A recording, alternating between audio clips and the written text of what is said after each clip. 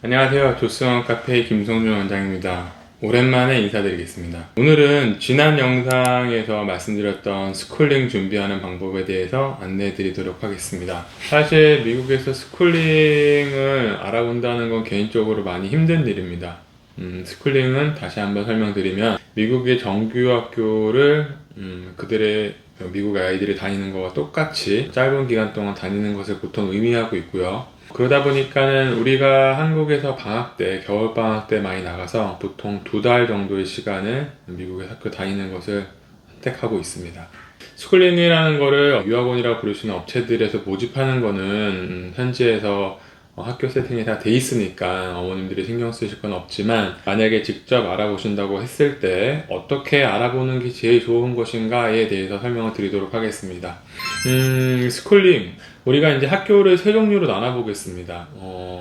무종교 학교, 그 다음에 종교계 학교를 다시 둘로 나눠서 카톨릭계 학교와 기독교계 학교 이렇게 나눌 수 있는데, 무종교 학교는 대부분이 프랩스쿨이라고 하는 기능들이 많고, 그래서 나는 좋은 학교입니다 라고 이제 보통 하고 있습니다. 그래서 이제 내내가 이제 학교가 좀 좋다 보니까 나는 이제 중간 입학이라는 것 자체를 받아들이지 않고, 중간 입학이 된다고 하더라도 우리가 학교에서 학생을 받는 어떤 수준 자체가 좀 높아서 영어가 좀 어떻게 보면 플루언시한 그런 학생들을 많이 찾고 있고요. 단기로 들어가기도 어려운데 중간에 들어가기도 어렵고, 들어간다고 해도 영어를 되게 잘해야 되는 편이다 보니까 쉽게 접근하기가 어렵다는 것과, 가장 큰 문제는 스쿨링이라는 거는 단기로 학교 다니는 건데 학생 비자를 받아서 간다면 문제가 안 되겠지만, 학생 비자라는 건 좀 복잡한 절차니까 그런 걸 생략하고 학교를 가고자 하는 건데, 원래는 어떤 비자법상 주 18시간 이상 공부를 할 수 없습니다. 그래서 18시간이라는 거는 5일이니까 하루에 3시간에서 4시간 정도 공부하는 것밖에 못하니까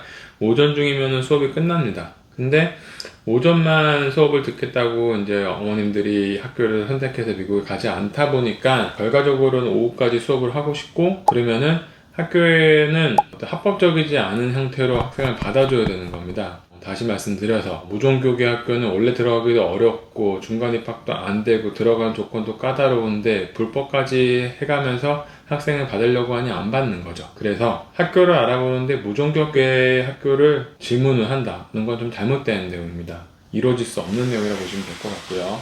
카톨릭 학교는 카톨릭 학교 하나하나지만 그거는 카톨릭 교구청 산하에 있는 학교다 보니까 평상시엔 받을 수 있다고 하더라도 학교장 마음대로 학생을 받을 수 없습니다. 이런 어떤 프로그램들을 하는 데 있어서 약간 불법적인 요소가 들어가 있는 거를 학교가 교구청의 허가 없이 그대로 들어줄 수 없는 겁니다. 그래서 물어는 볼 수 있지만 직접적인 어떤 결정을 바로 할 수 없다 보니까 생각보다 결론 나기가 어렵다. 반면 기독교계 학교는 학교가 굉장히 작습니다, 일반적으로는. 그리고 교장 선생님이 그 학교의 설립자이자 이 모든 거를 하고 있는 경우들이 있다 보니까 그분이 오케이 하면은 나머지도 이루어진다, 이렇게 볼 수 있습니다. 그래서 기독교계 학교에다 물어보는 게 제일 편합니다.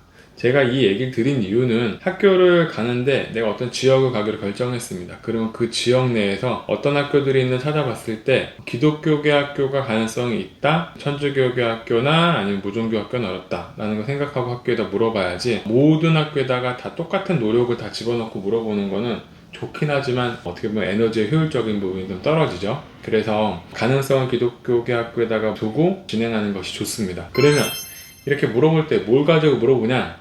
사실은 이게 불법이니 뭐하니 이런 얘기들을 제가 지금 드리고는 있지만, 학교가 그런 것들을 정확하게 다 뭔가 계산하고 받는 건 아닙니다. 그래서 일단 학교에다 물어볼 때는, 우리가 몇 학년 학생이고 성별은 어떤 학생인데 내가 부모고 우리 아이를 데려가서 어느 정도 기간 동안 너희 학교를 다니면서 너희 학교가 마음에 들면 우리는 장기적인 유학도 좀 생각하고 있으니 너희를 학교 좀 짧게 다녀볼 수 있느냐 라고 질문하는 게 제일 속편합니다.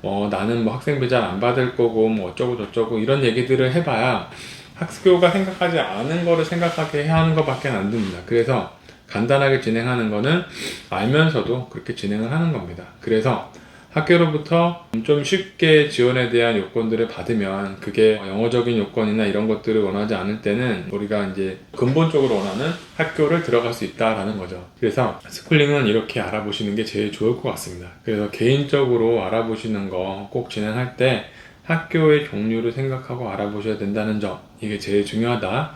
꼭 기억하시고 진행하시면 좋을 것 같습니다. 뭐 학교가 어떤 지역에 따라서 알아보는 방법도 좀 다르긴 한데, 오늘은 전반적으로 그냥 여러분들이 편히 생각할 수 있는 스쿨링 학교 찾는 방법에 대해서 얘기를 했다라고 이해해 주시면 좋을 것 같습니다. 다음번 영상에서 또 다른 내용으로 여러분들 찾을 테니까 구독과 좋아요 그리고 알림 설정 부탁드리겠습니다.